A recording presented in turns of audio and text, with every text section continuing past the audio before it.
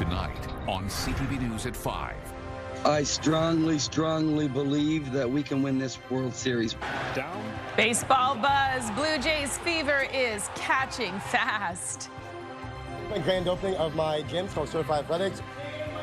From surviving to thriving, a Nova Scotia man fights back after a difficult diagnosis to open his own gym. And after a day of record-setting October heat, a warm and foggy night is ahead. Live from the Maritime's News Center, this is CTV News at 5.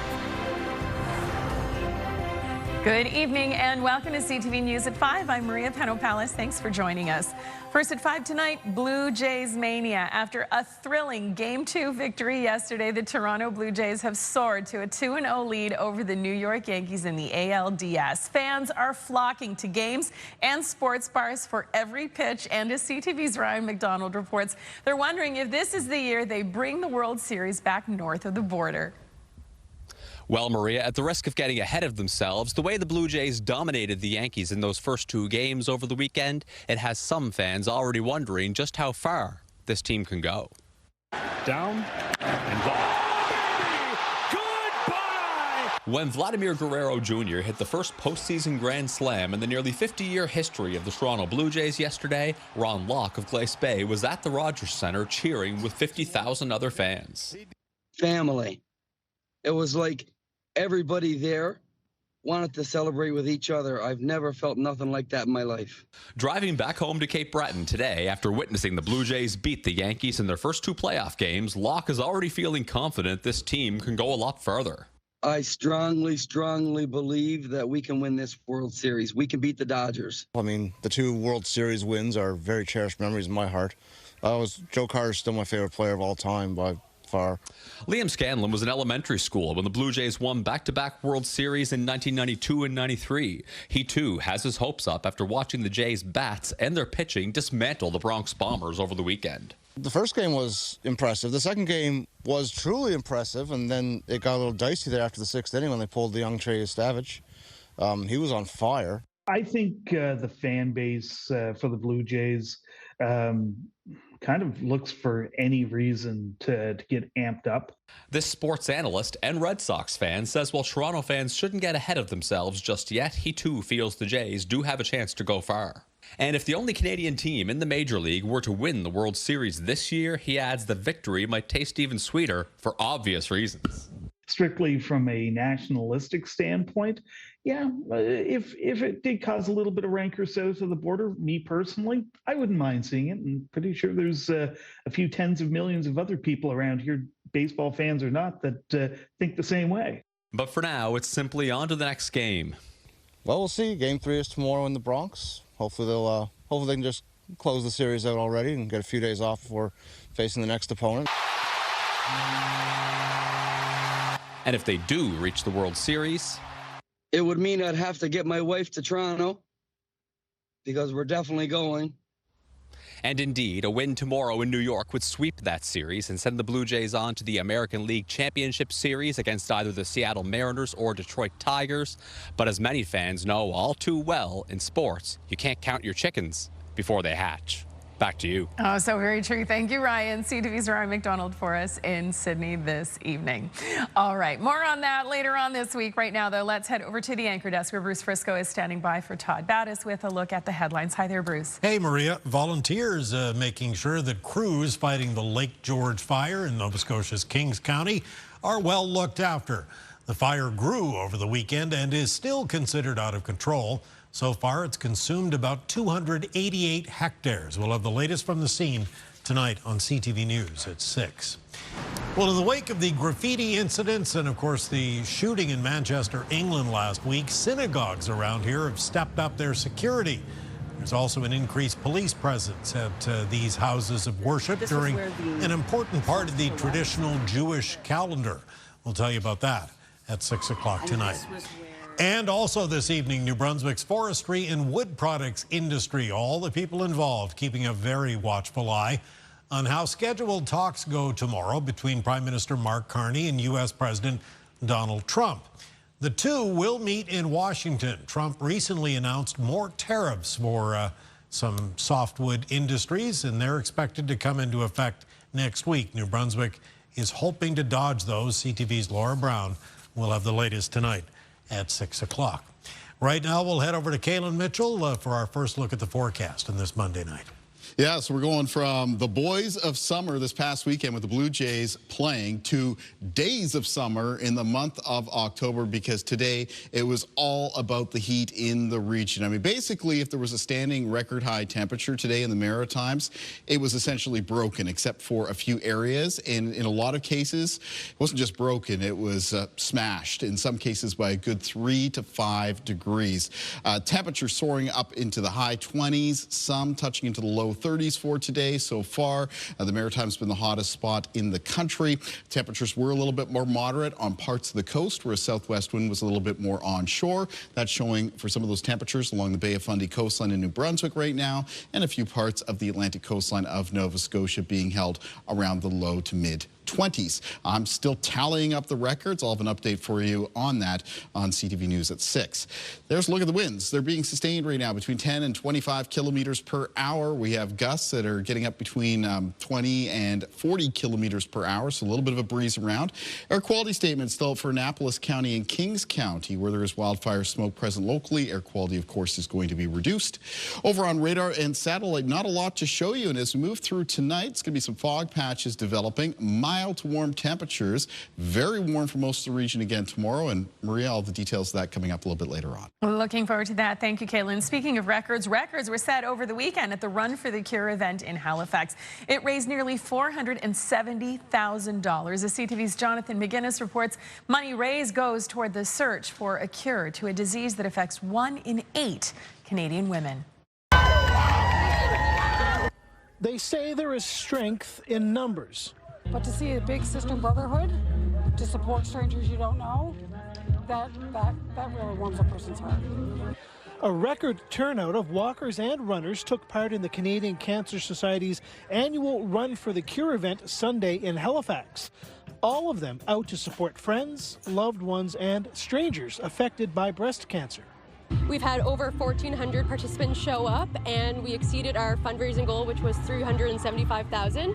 We've raised over $460,000 and counting. Breast cancer is the most commonly diagnosed cancer among Canadian women.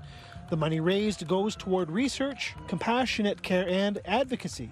I had breast cancer 3 years ago in August. Kelinda Lasamosa found a lump during a routine self-examination.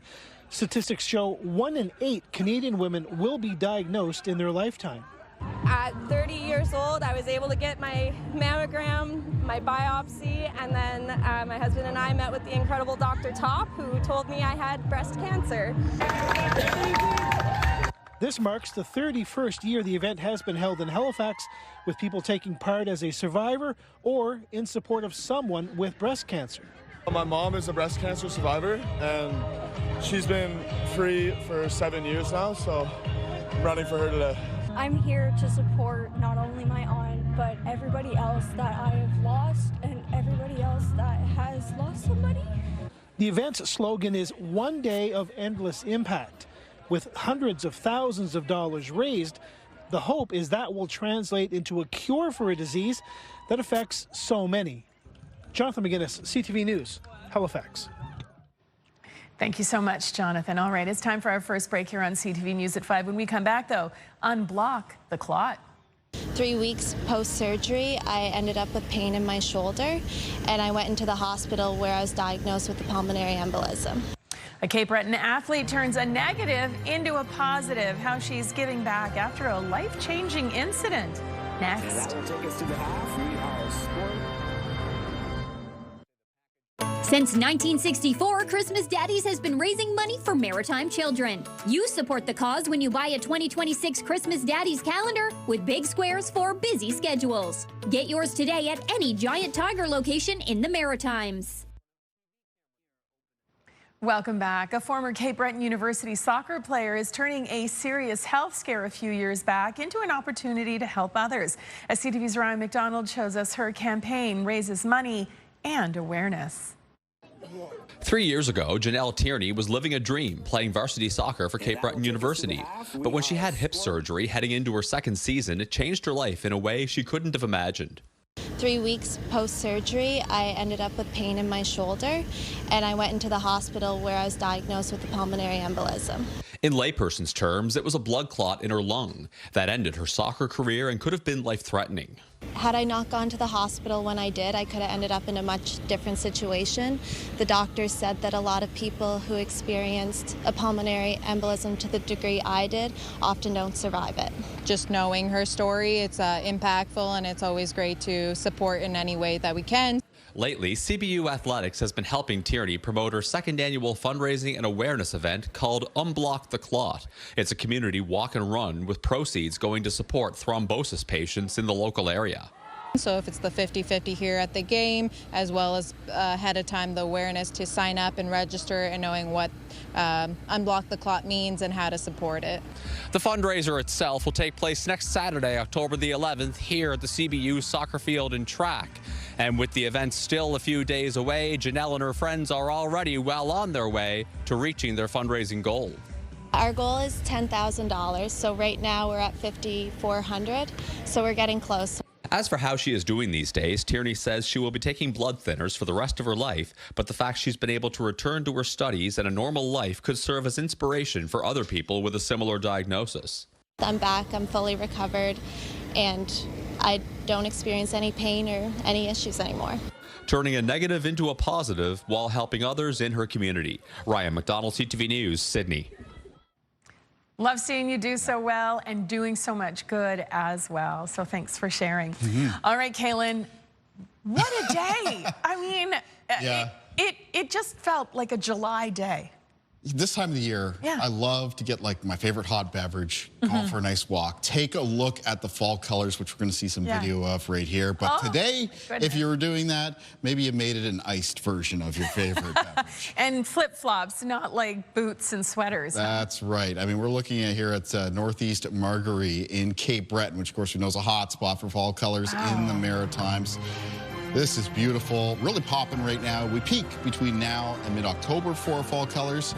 More in the forecast after the break. Start your morning with us for what you need to start your day. News, weather, and even a little fun. Your Morning Atlantic with Amanda Devison, Crystal Garrett, and Latavia Beezer. Weekdays from 6 to 9 on CTV2 and ctvatlantic.ca.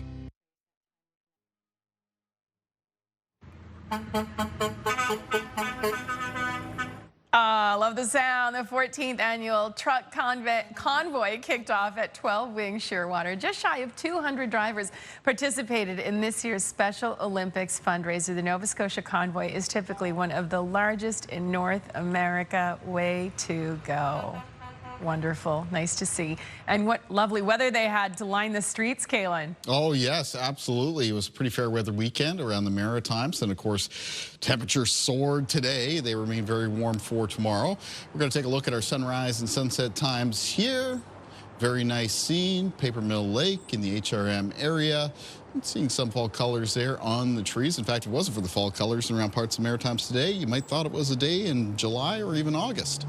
Taking a look at our weather systems map, barometric pressure right now is towards the higher side, sitting close to 1,020 millibars. Fredericton, Charlottetown, and at Halifax. We are underneath the influence of an area of high pressure.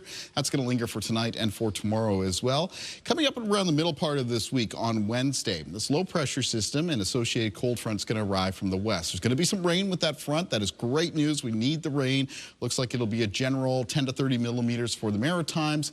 It is also going to cool down temperatures. In fact, it becomes chilly through the end of this week, through Thursday and Friday. So yes, very hot today, tomorrow, but there is a change in the temperature coming. Taking a look at things on radar right now, nothing showing up. No precipitation expected as we make our way through this evening and tonight. There will be some fog developing tonight. It'll be especially widespread and thickest around parts of the coastline, the Atlantic coastline of Nova Scotia, the Bay of Fundy coastline, where that southwest wind is a little bit more onshore. And that southwest wind's going to persist for tomorrow as well. So throughout the day on Tuesday, it could keep some fog pretty close to some of those coastal areas. Aside from that, mainly clear or just the odd cloud expected. Low temperatures tonight are going to be mild to warm for the region. As we move from Tuesday morning into Tuesday afternoon, any fog that is around will be dissipating except for some of those coastal areas. It'll be mostly sunny to a fair weather mix of sun and cloud, and very warm, except again where that wind is blowing directly onshore off of ocean waters. And it's going to be that southwest wind tomorrow with gusts between 20 and 40 kilometers per hour. So most onshore around the Atlantic coastline of Nova Scotia and the Bay of Fundy coastline in New Brunswick. Low temperatures in the forecast for tonight. For most communities in New Brunswick, they'll be falling into a range around 10 to 15 degrees, between 8 and 13, right up in the northwestern corner of the province. Mid-teens as far as low temperatures go tonight for Prince Edward Island, and most low temperatures for Nova Scotia tonight are on the warm side for this time of the year, between 12 and 16. Here's a look at high temperatures in the forecast for Tuesday. So areas away from the Bay of Fundy coastline in New Brunswick for tomorrow, mid to high 20s. On the Bay of Fundy coastline, 18 to 22 degrees in that southwest wind. For Prince Edward Island tomorrow, most of the high temperatures 23 to 25 degrees. For Nova Scotia, off of the Atlantic coastline, most of the highs will be around the mid-20s. Directly on the Atlantic coastline, mostly between 19 and 23. And yes, given these temperatures in Tuesday's forecast, we might have a shot at setting once again some new daily high temperature records for an October 7th. Let's look ahead in the forecast. Take a look at when the change arrives, and that is Wednesday. There's a cold front approaching from the west, moving in out of Quebec, bringing rain with it. Now, the rain will be developing through the day on Wednesday for both New Brunswick and Prince Edward Island, arriving a little bit later in the day for Nova Scotia, late afternoon, certainly into Wednesday evening and Wednesday night. A lot of high temperatures, high teens, low 20s. A lot of humidity in the air, though. And again, looking at picking up about 20 to 30 millimeters of rain before it clears Thursday morning. Let's take a look at our weather watcher for tonight. And tonight's weather watcher is coming in from Zunaria. And it's from the Whitney Piers Boys and Girls Club. And Zunaria has sent us a drawing of an important accessory in order to stay dry on a rainy day. And that's an umbrella, of course.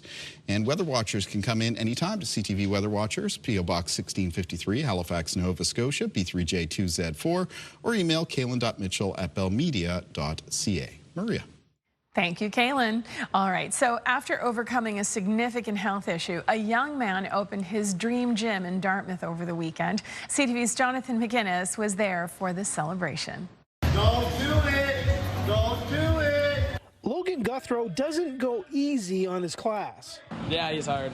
He's a really fun guy to be around. He makes it fun while he's kicking your butt at the same time. He's finally able to do it in his own space. Years of planning and challenges are now in the past. Today's my grand opening of my gym. It's called Certified Athletics. Stay in like the whole time. Physical fitness has been his passion for a long time. Playing hockey, he was introduced to training as a 10-year-old. Guthrow eventually hung up his skates, but when he did, he picked up dumbbells. We stopped doing strength and conditioning for a year, so I took it in my own hands and went to a gym, fell in love with it. He's been a trainer for 7 years, but his path forward wasn't without its obstacles. In 2019, Guthrow woke up not feeling well. Symptoms got worse, eventually landing him in the hospital. He was told it was a good thing he came in when he did. I was diagnosed with meningitis, very scary situation. I was told if I didn't catch it in the 5-hour time span that I might not be here today. So I'm very fortunate to still be here today. He gives credit to his physical fitness for being one of the main reasons he was able to beat meningitis B. I started training when I was like 10 years old. Definitely got a lot of muscle, definitely supported my immune system. So I definitely think that working out and living a healthy lifestyle definitely helped with my meningitis recovery. Guthrow's perseverance doesn't surprise his mother. Working at different jobs and then opening his own gym just made his dream come true, and we're so proud of him. It's been an amazing journey. I want legs straight, arms straight. One that now sees Guthrow doing what he loves. Jonathan McGinnis, CTV News, Dartmouth. And going strong. Congratulations. All right, time for our final break here on CTV News at 5. When we come back, though, it was a good day on the green. I ran straight down to the hole. Steve went in. As soon as I got there, I saw no ball on the green, and I was like, oh, my God, it's in the hole. Meet the 14-year-old New Brunswicker who got his first hole-in-one recently. We'll take a swing at that story next.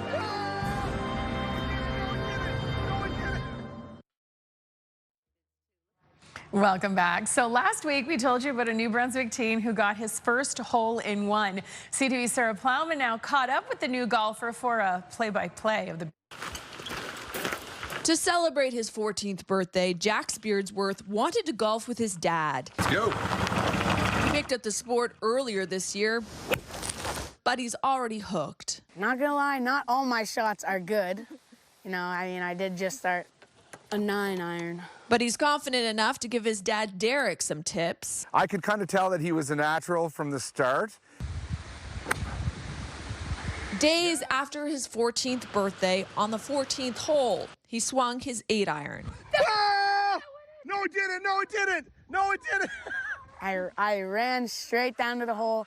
Steve went in. As soon as I got there, I saw no ball on the green, and I was like, oh my God, it's in the hole.